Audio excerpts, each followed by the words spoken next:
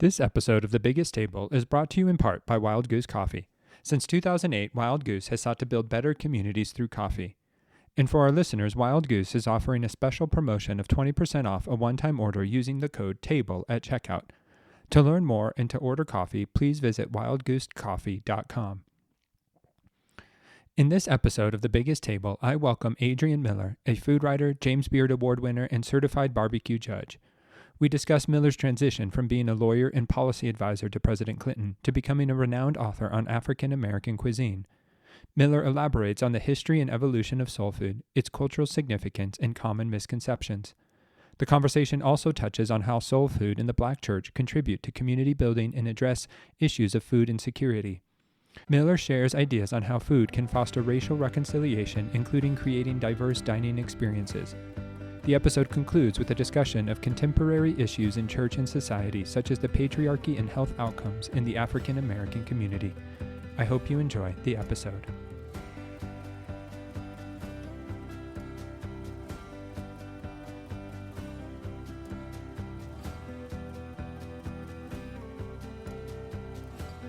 Hello, and welcome to another episode of The Biggest Table. I am your host, Andrew Camp, and in this podcast, we explore the table, food, eating, and hospitality as an arena for experiencing God's love and our love for one another. And today, I'm thrilled to be joined by Adrian Miller. Adrian is a food writer, two-time James Beard Award winner, recovering attorney, and certified barbecue judge who lives in Denver, Colorado. He is the author of 3 books, Soul Food, The Surprising Story of an American Cuisine, One Plate at a Time, The President's Kitchen Cabinet, the story of the African Americans who have fed our first families from the Washingtons to the Obamas, and Black Smoke, African Americans in the United States of Barbecue. Adrian is also featured in the Netflix hit High on the Hog, How African American Cuisine Transformed America. So thanks for joining me today, Adrian. It's a real pleasure to be able to have this conversation with you. Yeah, I'm blessed to be with you. Thank you. Awesome. So I want to start here because in your bio that you sent me, it says that you're a recovering attorney, you've been trained as a lawyer, and you were a one-time policy advisor to President Clinton and then to the Colorado governor. But then now you're the soul food scholar. So what changed? What happened? Like what went awry? Or actually, how did you correct your path to become interested in food and the history of this? Well, the short answer is I can't hold a job, obviously. But the longer answer is, so I was practicing law and I just was not fulfilled in that. It got to the point where I was singing spirituals in my office. And just to show you how rough law firm life is, white people would join in. So I figured, hey, I need to do something else. So I was going to open up a soul food restaurant in Denver. But then a classmate from Georgetown Law School called me out of the blue. And she was working in the Clinton White House and asked me if I knew any people back in D.C. because they wanted to do a very quick hire for this position. And I said, well, tell me more about the position. And President Clinton had something called the Initiative on Race. And here is the wild idea behind the Initiative on Race. Are you ready for this? Yeah. If we just talked to one another and listened, we might realize that we have a lot more in common than what supposedly divides us. Wild, right? Yeah. So that went on for about 2.5 years. And the people running that said, Mr. President, you need to have an ongoing office in the White House to address these issues of race. And so that outgrowth became the Initiative for One America. So the person I knew was working on the Initiative for One America. And when she asked me to recruit somebody else for that position, I did the same thing that Dick Cheney did when George W. Bush asked him to find a vice president. I was the head of the search committee. My name was the only one put on the list. So I went out to D.C. and really enjoyed my time there. And I was at the tail end of Clinton's second term. Mm-hmm. And then I made my way back to Denver because I wanted to be in Colorado politics. So I was working for a think tank and a progressive think tank called the Bell Policy Center. And then after 6 years there, I went to work for Colorado's Democratic governor, Bill Ritter Jr., because a Democrat hadn't won in Colorado in like 20 years or something like that. So it was kind of surprising to people. And it really portended kind of Colorado's more progressive shift. And then he decided not to run for re-election. So I got into my present job, which is I'm the executive director of the Colorado Council of Churches, which brings churches together to understand their common faith tradition. And then we collectively build on those relationships to do social justice work. So I've been doing that for the last 13 years. Sorry, what year is this now? Oh, 11 years. Uh, and then along the way, I developed this side hustle of writing about African American food history. And it really just started out as a hobby, really as a curiosity, and then it kind of snowballed from there. Awesome. So no, yeah, we want to spend the majority of our time talking about this history of soul food. And so I realized just asking this question, you've written books on it, so it's not fair maybe, but what for our listeners, could you give a brief history, of what soul food encapsulates, where it originated, um, Yeah, what is soul food? yeah. So soul food is a brilliantly coined term for the one of African Americans' food traditions, which has its roots in West Africa, Western Europe, and the Americas, and it all comes together in the American South. So really, it's taking the ingredients, techniques, and traditions of West Africa, and then as people are forcibly moved across the Atlantic Ocean as enslaved people and then brought to the Americas, the cuisine they created by encountering all these other people. So it's really one of America's earliest fusion cuisines. So just to break the answer up into a little bit, the term soul food, a lot of people think it was coined in the 1960s because there was these very strong expressions of black identity. But the earliest joining of the words soul and food in the English language actually goes back to Shakespeare. Oh wow. One of his early plays, The Two Gentlemen of Verona, there are two women, Julia and Lucetta, talking about this really sexy guy named Proteus. And he walks by in one scene, and Julia says to Lucetta, "Oh, knowest thou not that his looks are my soul's food? Pity the death that I've pined in by longing for that food so long a time." So, one takeaway is that even in the late 16th century, not unusual for two girlfriends to get together and describe a guy as yummy. That's Yeah. one thing we learned. But in the English language, soul food for 400 years meant doing anything to edify your spiritual life. Hmm. So going to church, listening to a sermon, studying scripture, singing hymns. You get to the late 1940s, you've got this cadre of African American jazz musicians who are pretty miffed because they figure that white musicians are the ones making the most money and getting the most fame for this musical genre they felt that they created. And so they wanted to take the music to a place where they thought white musicians could out mimic the sound. And that was the sound of the black church in the rural South. Hmm. So this gospel infused jazz sound emerges in the late 40s and early 1950s. And the artist, the black artist, described it as soul and funky. So it was really soul music first, soul brothers, soul sisters, soul food. So that's the kind of the coining of the term. Now, in terms of the actual way that soul food develops, on plantations for the most part, even the small situations where there were five or fewer enslaved people, either on urban or rural farms or in urban settings, they got controlled amounts of food. And so it was typically 5 pounds of some starch, could be rice, cornmeal, sweet potatoes, a couple of pounds of protein, usually pork, smoked, dried, salted, pickled, whatever was cheapest, and a jug of molasses. So enslaved people Hmm. had to figure out how to survive. And so they had to supplement those meals by hunting, fishing, gardening, and foraging. But on Sundays and on the weekends, especially, this work schedule typically slowed for enslaved people. So they usually got kind of midday Saturday to Monday morning off. Hmm. And this was the time when they could do more elaborate cooking. So the things that we often think of with soul food today, like fried, chicken or catfish or barbecue or the glorious cakes or biscuits, or because they had more time and stuff to do this. Even with that, making some of the things we think about with soul food today was not a frequent thing because enslaved people had limited access to certain ingredients like white flour, Right. white sugar, and all of these things. So all of this is coming together in the American South during slavery, but it's really shaped by kind of what enslaved people are allowed to do on their times off. So what we think of soul food today is really the special occasion food of the South Hmm. that gets taken out of the South after slavery and transplanted all across the country.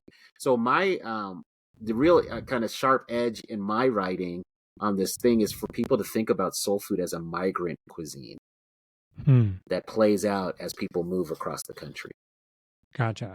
No, and like as you talk about that as it being a migrant, cuisine, I was looking over, and looking back over some of Michael Twitty's work. I'm not guessing you're probably familiar with Michael Twitty, but he talks about that like the old South is a place where people use food to tell themselves who they are, to tell others who they are, and to tell stories about where they've been. And Right.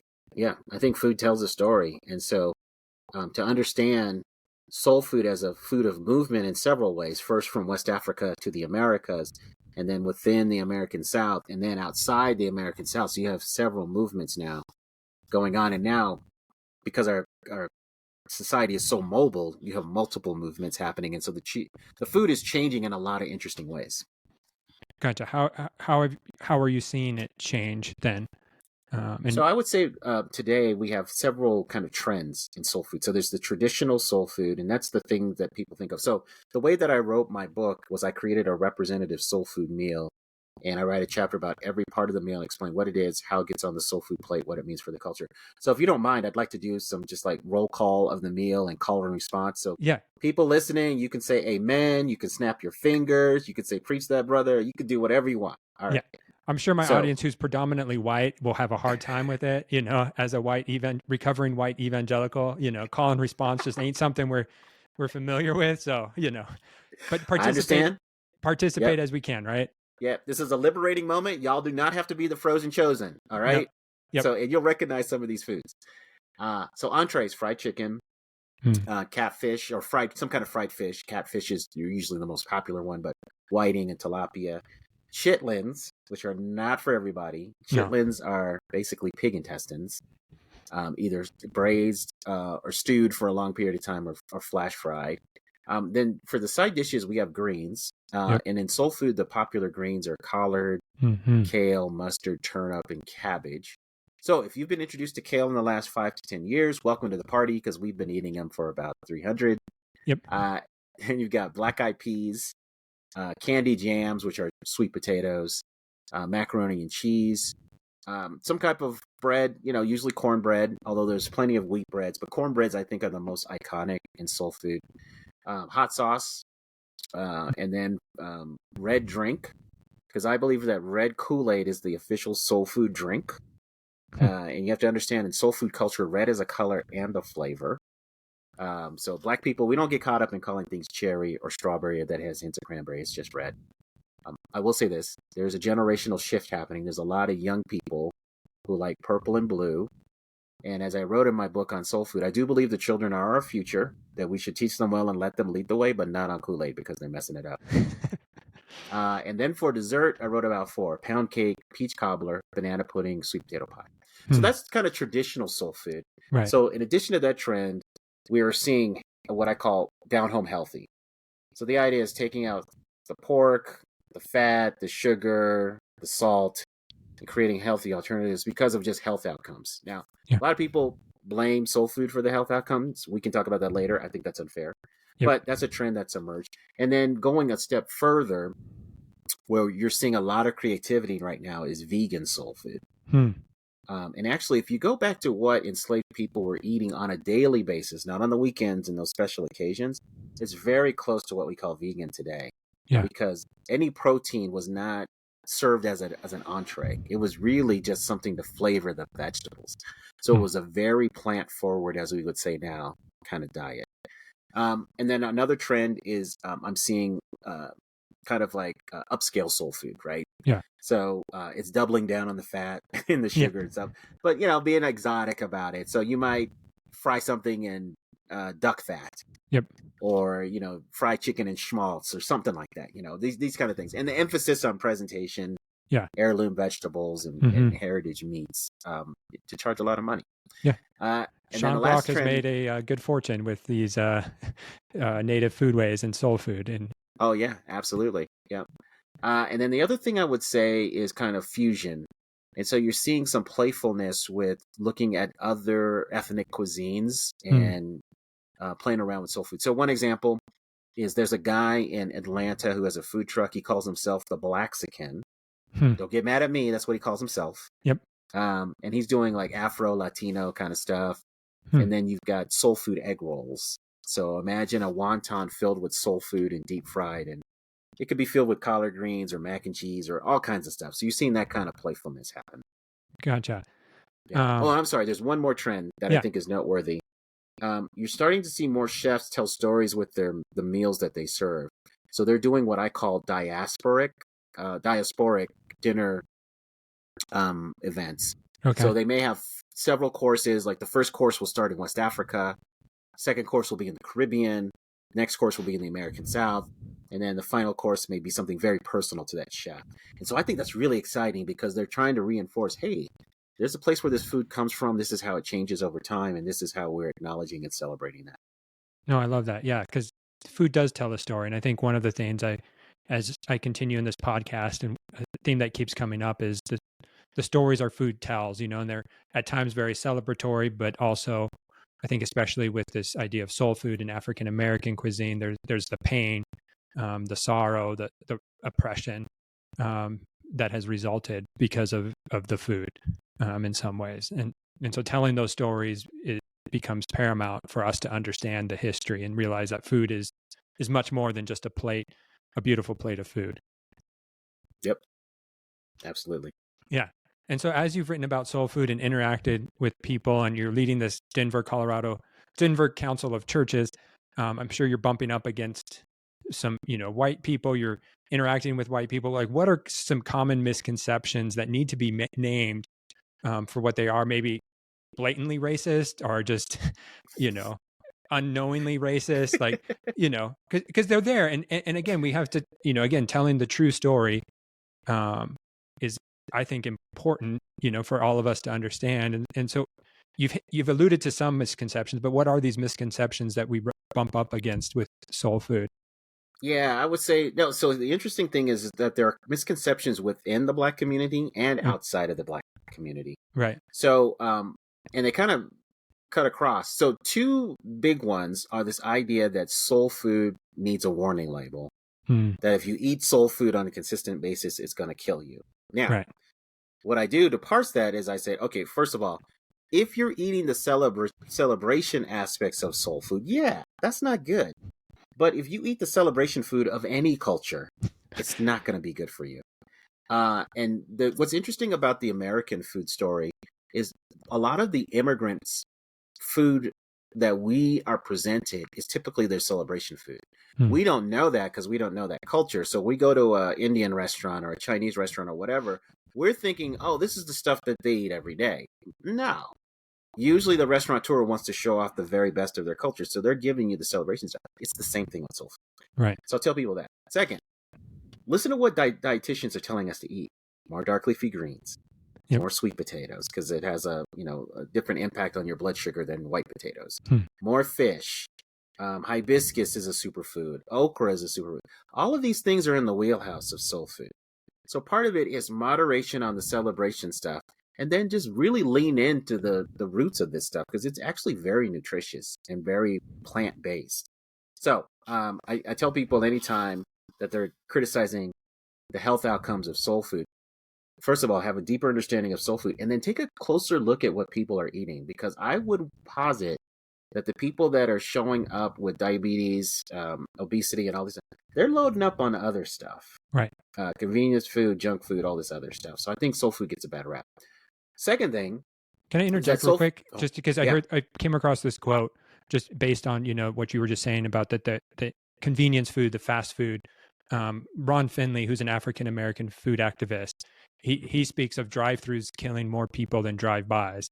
And the role of food deserts in the African-American community, which, I've talked with a few other guests about, but I think that is playing more of an impact than soul food. And you and I talked about that briefly when we were connecting beforehand.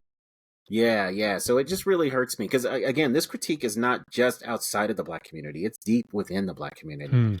And so I've been trying to change the narrative, but man, it is hard because it's just ingrained. Another deeply ingrained narrative about soul food is that it's somehow slave food, and it's the food that white people didn't want and threw away. Now, the narrative cuts in two different ways. So one take on that narrative is very empowering, right? And you've probably heard it. Black people took the stuff that everybody didn't want and made it delicious. Right. So it's empowering, right? That's cool. But if you look at the history, a lot of this stuff that's part of soul food, white people were eating as well. So so I bought into the previous narrative of that we worked magic with the lesser parts. And there's a place where that comes from. It's really talking about the hog killing tradition, where the hams and the shoulder and all this stuff went to the smokehouse for the master. of the plantation. Everybody else got all the other stuff. But in that all the other stuff part, what I found out, and this is documented, white people are eating chitlins, Hmm. which is like, that's the iconic soul food, slave food dish. Right. And so when I found out that white people were eating the same stuff, and that dish actually goes back to medieval Europe, Hmm. and that there are high-end cookbooks in Europe that have recipes for chitlins, they call them Interesting. chitterlings, Yeah. that changes everything. And so one of the big takeaways and surprising takeaways in my journey is that if you actually look at what people are eating, pretty much people of the same socioeconomic class in a place are eating the same things. Now, Hmm. because of racism, they're not eating together. They're not at the same table, No. but they're pretty much eating the same things. And that was a light bulb moment for me because I had bought into this other narrative about our food, that soul food was wholly created for Black people. Interesting. No, I appreciate that. Um, and then we also associate the soul food with the Black church and these Black church potlucks. And so, what role does food play in the Black church? And what is it teaching the Black church? And its role within its theology. Yeah, so it's really interesting. So let's just go back to the days of slavery. And, church was one of the few places where Black people could gather and not be so heavily supervised and watched. So it was a place to really build community. So preachers figured that out. They're like, oh, maybe if I just have really good food after church, I can get people to come to church in the first place. Right. Not uncommon in the 20th and 21st centuries. And one place where this really happened was in the old school revivals that would happen in the rural, in rural areas in the South. I tell people today, y'all get antsy when church goes over an hour. Imagine going to something where there were hours and hours of preaching and you took breaks just to have that good food. So on the plantation and in urban settings, early Black Christians experienced segregation. They were welcome to come to church, but hey, nope, you can't pray at the same time as whites. You can't even sit in the same places. And so the revivals, these open air kind of religious festivals, offered a different view because the social lines were relaxed. So Black people were worshiping and freely expressing themselves outdoors with right alongside white people. Wow. And so that radical hospitality gave them a different view of what life could be like. Because for enslaved people, they were always told, hey, look, you're not going to see the good life until the afterlife. Right. So don't even think about having that here. These revivals, this experience, good food, music, freely expressing my spirituality, said, hey, maybe there's a different reality that's possible. So fast forward, you've got this space on the plantations, and then afterwards where Black people can come together. Because one thing that people don't appreciate, we city folk especially, is the isolation of rural areas. So, you could go days without seeing a lot of people. But if you're coming to church every Sunday, hey, there's your community, right? You're going to see a lot of people. You're going to have that great food and build those bonds. The other important part was the Black church in urban settings, especially during what we call the Great Migration, which over several decades, millions of African Americans left the South for other parts of the country. They often arrived dirt poor. They often were living in places where they didn't even have a kitchen. Yeah. So they had to rely on outside food. So it was street food. And in a lot of places, the Black church actually formed restaurants to meet the nutritional needs of people out there. And then several Black leaders, some would argue cult figures, developed huge followings because they fed people for free or at very cheap prices. People like Father Divine, Bishop Daddy Grace created a network of cafeterias, United House of Prayer for All People, which makes great food. There's several still operating today. Just Black church mothers just throwing down, man. So if you're ever in a city where you can go to one of those places, you need to go. It's usually just a lunch only kind of place. So we see all of these Black churches meeting the need, especially the hunger needs of their congregations in these very key moments. Because by design, African Americans have been, for most of our history, food insecure in this nation by design. And so the Black church was a way to kind of mitigate that. No, right. And like just so much of our society is built on the exploitive, the extractive, um, and you know, which is people have paid the price, and African Americans, the indigenous population, have paid probably maybe the biggest price, but through that, the church has always stepped up to meet the needs of the community of African Americans. Yeah. Um, Yeah. and And go ahead. oh, sorry, I didn't mean to cut you off. Nope, you're good. Oh, so I was just going to say, contemporarily, you still have churches meeting the needs, food banks, stuff like that. A lot of churches do that, meet the hunger needs of their community. But now you're starting to see Black pastors start to think about, well, how can we deal with food insecurity? How, instead of people coming to our church, are there other ways that we can get food to people? Can we turn our church grounds into a garden? Right. And maybe cultivate food and give it to our people? You're seeing more active ministries about health. There is a pastor in Herndon, Mississippi, who actually banned fried chicken from church functions. How this person is still leading that church and still alive, I don't know, but he pulled it off. But they're starting to see the health outcomes, and they're like, okay, really, the cure for my flock, I need to start talking about health and healthy food and other things. So you're seeing just another iteration of meeting the spiritual needs and the physical needs of people who are part of that community. No, that's awesome. And so as you then reflect, and as we think about soul food, um, what do you see its role in teaching, outside of the Black church? What can it do? What can soul food and that's hospitality and this radical provision help the white church, come to grips with, or how, yeah. Yeah. So one is, I think through my books and the works of people like Michael Twitty, Jessica B. Harris, Tony Tipton Martin, there's more people writing about this stuff. Right. So food is a way to learn about other people. I think one of the biggest problems right now is we just really don't know each other. We have a sense of each other through what we hear in the media, rumors, and all that kind of stuff. But do we really know each other? A lot of my passion right now is like how do we get people to a table to start to get to know each other, and create a welcome space for all different kinds of people that come to the table, because I feel like we just need to learn a lot from each other. And it's not just white people learning about African Americans. We've got all these other people in our country. Right. I think there's stuff that about white people that African Americans need to know. I know we live in a culture where we're inundated with white culture, but there's still stuff to know. For sure. And we're not going to find that out unless we sit at the table. So it's getting to know people. And then I think if people understood the food journey and how slavery actually operated, I think there would be more of a climate of understanding to start having conversations about things like reparations and other things. Because I just don't think people truly understand how evil slavery was in terms of its daily operation. We have a sense that it was a bad thing. We all learned that in school, right? And it's not we don't get deeply into it. And I was the same way. I walked through life like, okay, slavery was this horrible thing, and I knew the damage it had done in a general sense.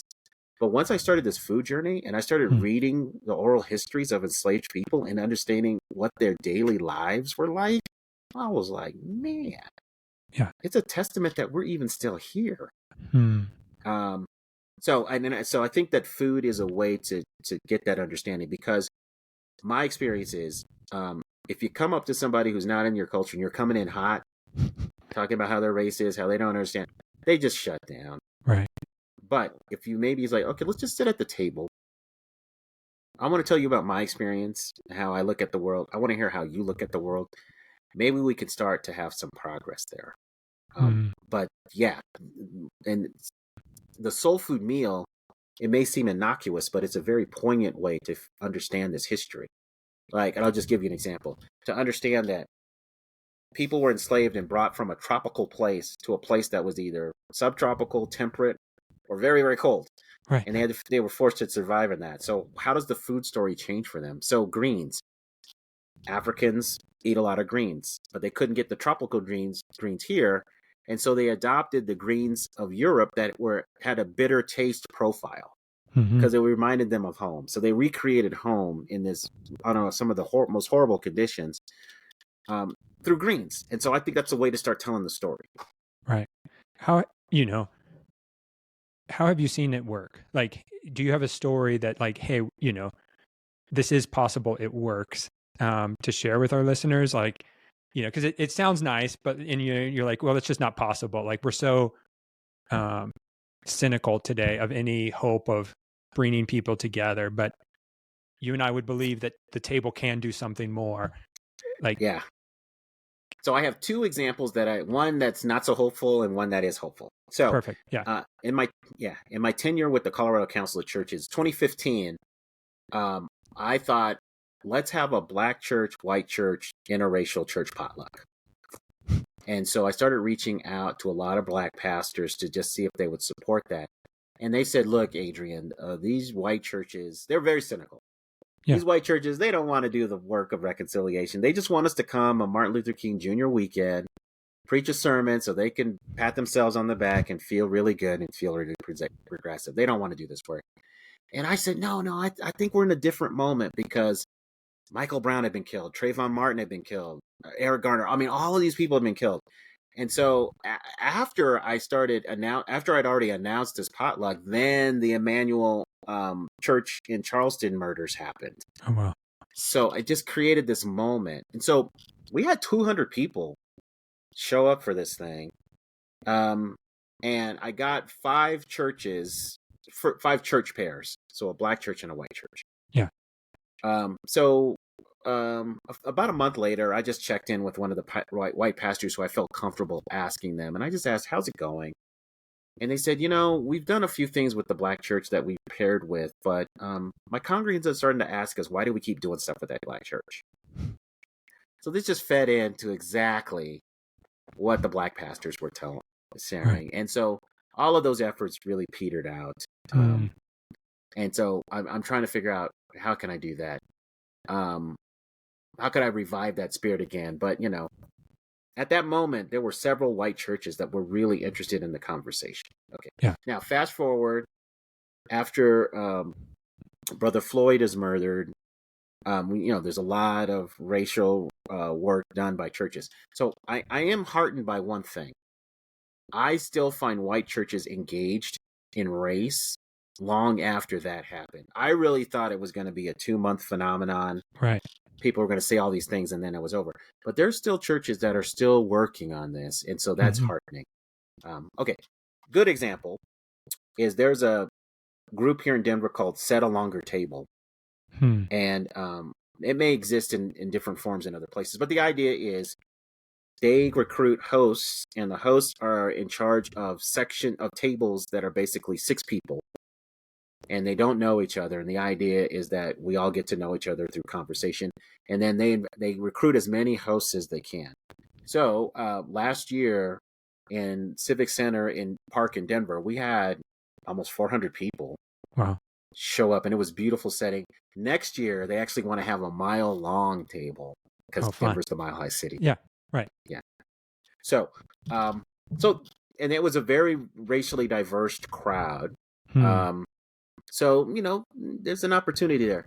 It could have been more diverse, but it was at least decently diverse. So I think it's something to build on. So I still believe in the promise of the table, but here's the challenge. Challenges as I see them. One is, how do you create that safe space so that people of different backgrounds feel welcome? The second is, how do you get that person who does not think about these things or does not want to think about these things to the table? And then the third thing that's becoming increasingly a challenge is, how do you get people of color into these spaces? Because so many people of color are like, you know what? I'm just tired of talking. And they're just feeling that white people really don't want to change, and that they have to change themselves. So white people need to do some work. But I can tell you, in my experience, when I'm in groups talking about race that are predominantly white, the white people are like, we want more people of color here. I don't know if they want absolution or what, but, I was in a space like that one time because we were doing a book study on Isabel Wilkerson's Caste book. Okay. Excellent book. Yeah. And that came up. And I got to say, to a white person's credit who was in that group, she said, look, we can't rely on black people to solve this problem. The problem is in our community, and we're the ones that have to do the work. We've got this tool here to do the work, so we shouldn't have to rely on black people to do this work for us. And I was like, right on. Now, Yeah, that person still left, but the fact that that was voiced by a white person, I thought was pretty significant. So those are the kinds of things that give me hope. for sure. And as you think, because I love that word of, because many times, I think if we are honest, we want to have a diverse table to look good, but to do the hard work is another step that is daunting, I think, and as you think about, race, multi-ethnic churches, and what does that look like, where you have predominantly Caucasian leadership, what's, if somebody's listening to this, and we're releasing this during Black History Month, like what would you say to a, I'm going to guess my audience is predominantly white. I'm white, like let's just, we'll figure, like attracts like, but like what would you say, like where can somebody start, to begin to do the work and not rely on Blacks to do the work for them? Yeah, so I think that we now have. Okay, the first thing is we do have a number of really good books now Yeah. that are out there to start reading and doing the work and be reflective. I think that's the first thing. I think the second thing is there are now groups of white people who are organizing on racial justice. And I'm blanking on the name. We've got a group here. I think there's several chapters. But I think going to groups with white people who are working on this issue is a great next step. And then I think moving to kind of race dialogues would be cool. So I think those are important steps. I think, and there are more and more groups that are organizing trips to Montgomery, Alabama Mm-hmm. to experience the Legacy Museum there, Brian Stevenson and the Equal Yep. Justice Initiative. I think that Legacy Museum is the most cogent storytelling of the Black experience in the United States. I think it's excellently done. I've been to the museum in Washington, D.C. That's a beautiful museum. It's just so dense. There's just a lot of stuff to take in. Right.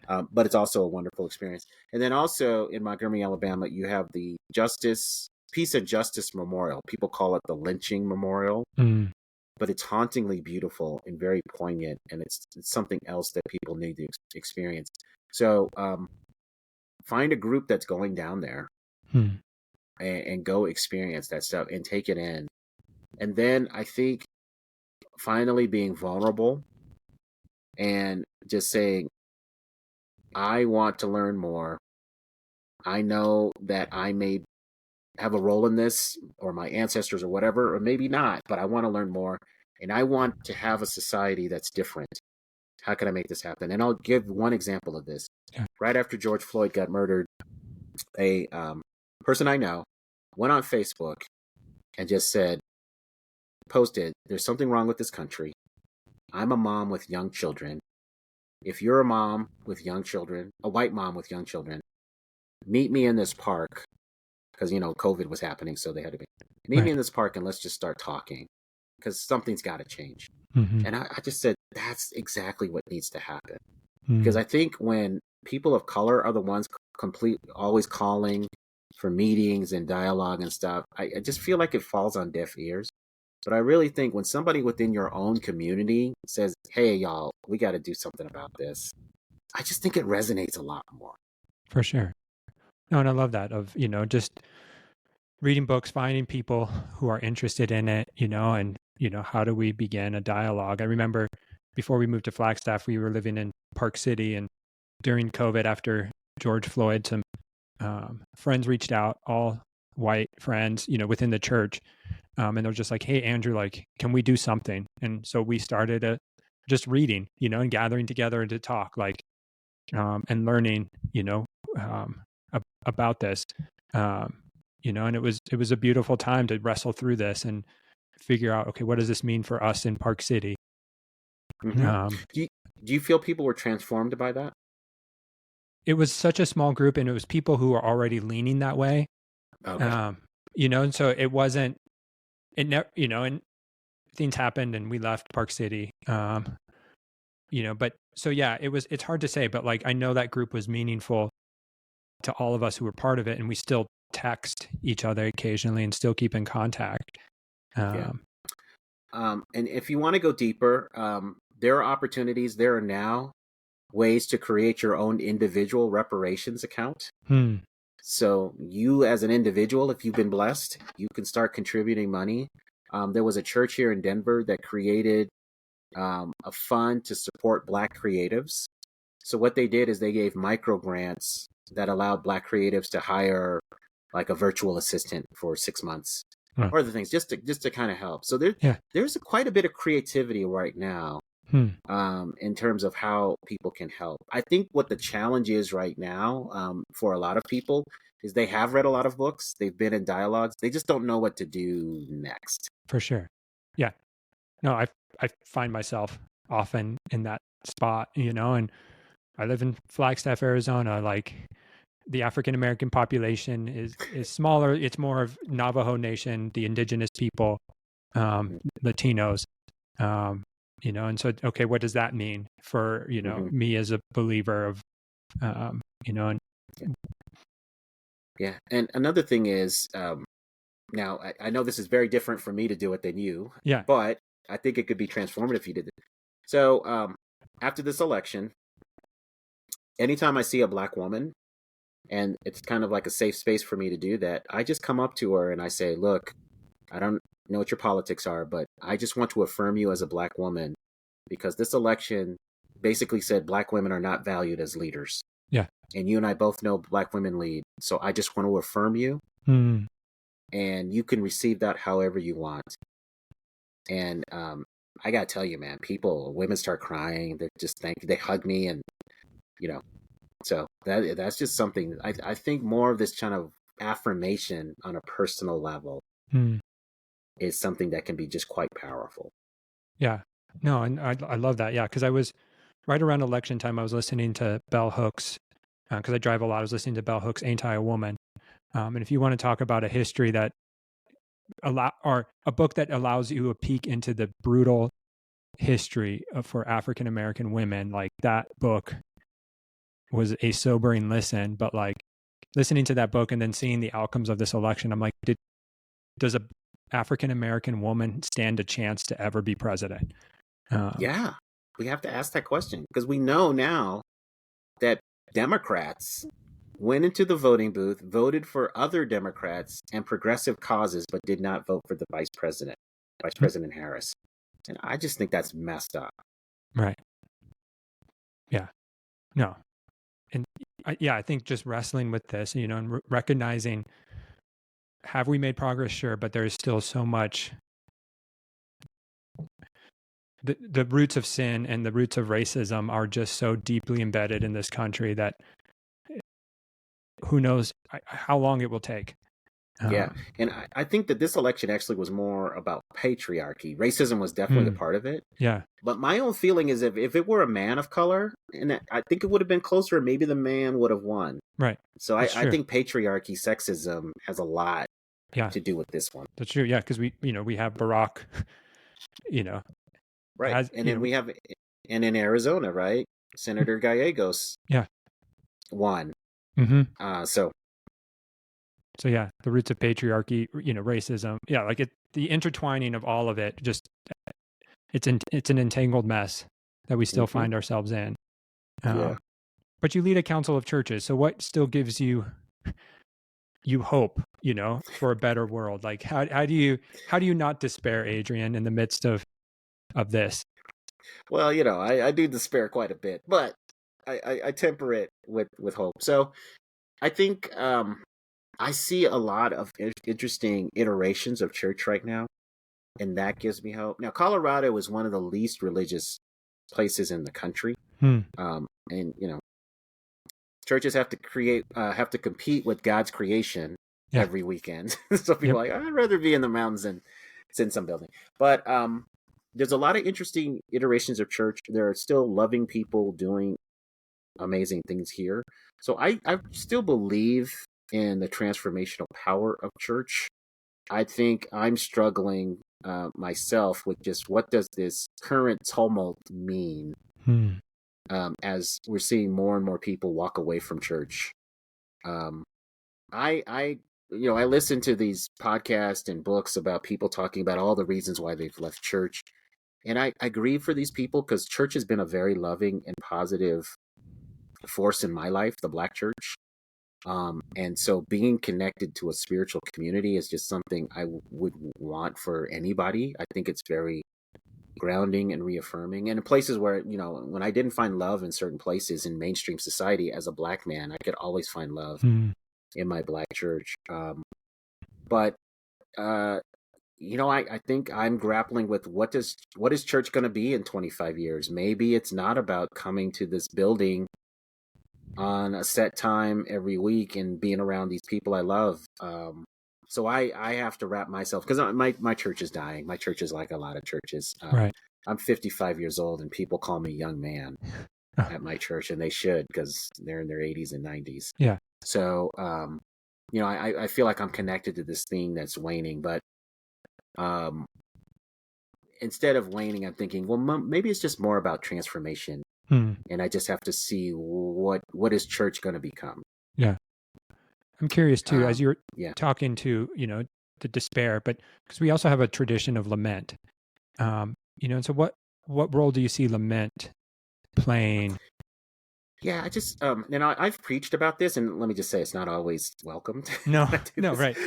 Yeah. But, I think we as Christians, we got to own up to the fact that we've damaged a lot of people. And there's a lot of damaged people walking around. Now, the thing that's cool is because of our faith tradition and the teachings of Christ, we could be the repairers of the breach. Right. Now, so part of that is acknowledging how we've damaged people and saying, hey, we messed up, but we want to welcome you and build community. Tell us how to be better. Yeah. So that's one big thing that I lament. And I think, and I understand why it was like this, but just the hierarchical nature of church, I think it's just not something people are feeling today. So I lament that the church has not been able to change with the times as much. Now, the part of Christianity that I deal with at the Council of Church is the mainline denominations. Okay. I would say, just being just objective, I think the evangelical Christian community has been more nimble, especially embracing technology and other things. But I lament the slow movingness of the church to meet the needs of the day in a lot of cases. But I tell people this all the time. In the case of an emergency or a crisis, my church people are there. Yeah. And they come out strong. For sure. I guess my challenge is I've been trying to get people like, hey, let's just meet regularly and work on stuff regularly. So we're really ready for these things. And maybe we can even prevent some things from happening because we're in relationship and we've built community and we've addressed these needs in our community. No, I love that.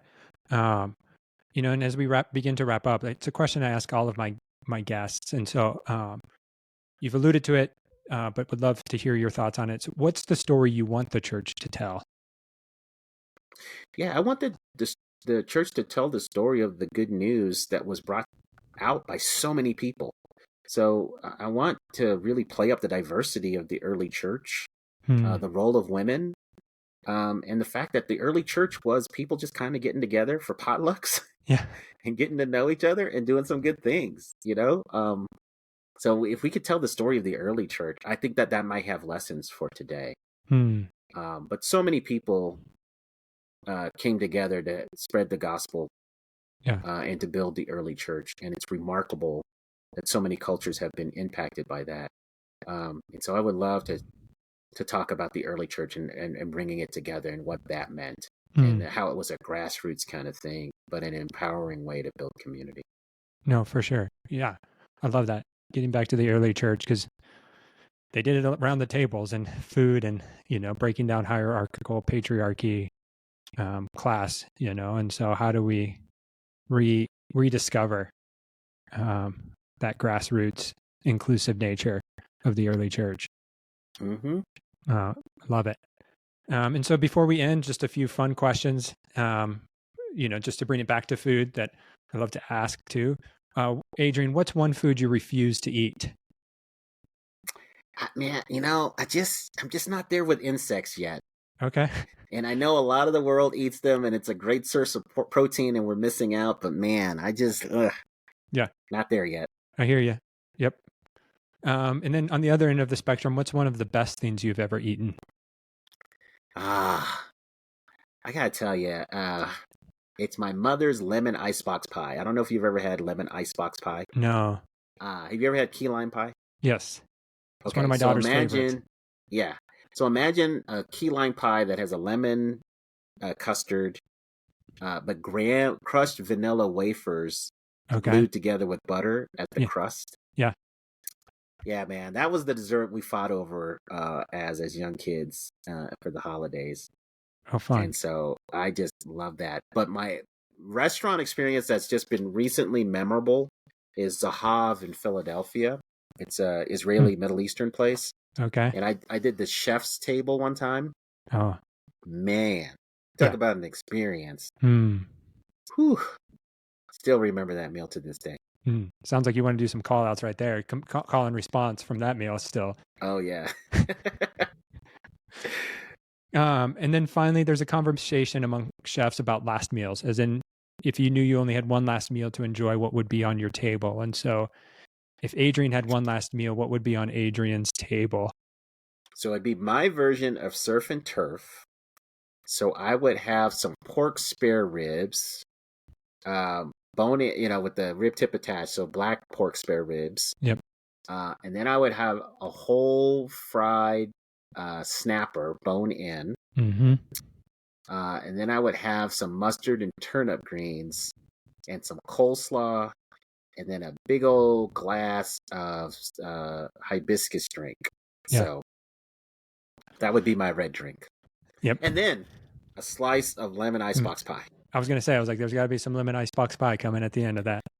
Yes, that would be a great last meal. All of those things. I just love all of those things. But the main stars is barbecue pork spare ribs is like my favorite thing. And then I'm a big seafood fan, and I love whole bone-in fish. Nice. I love it. Yeah. When we were in Park City too, there was a Jamaican restaurant run by some friends from our church, and they did a whole snapper. And you talk, there's Jamaican food. There's some goodness in Jamaican food, from that snapper to some curries to jerk chicken. Yeah, and then oxtails. Man, Jamaicans, the way they do oxtails, transcendent. Mm-hmm. Yep. Yeah.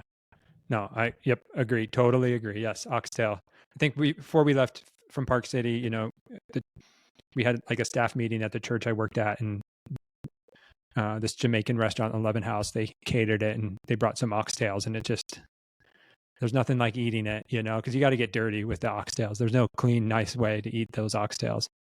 Nope. Do you know if they're still open? Yep, they're still open. Okay. 11 House in Park City.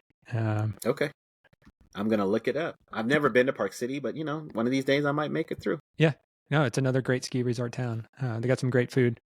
If you ever do, let me know and I'll give you some more recommendations. But yeah, 11 House is dear friends. All right. Awesome.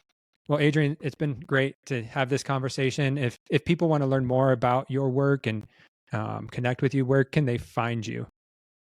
So they can find me if they do Soul Food Scholar. If they just remember that and put that in their internet search, they'll find me. So that's my website, soulfoodscholar.com. Nice. And then on social media platforms, I'm at Soul Food Scholar. Yep. So those are the easiest ways to find me. Awesome. Soul Food Scholar. Yep. We'll make sure that's in the show notes. And so thank you for joining me. Thank you for having me. It's been fun talking to you. Yeah. And if you've enjoyed this episode, please consider subscribing, leaving a review, or sharing it with others. Thanks for joining us on this episode of The Biggest Table, where we explore what it means to be transformed by God's love around the table and through food. Until next time, bye.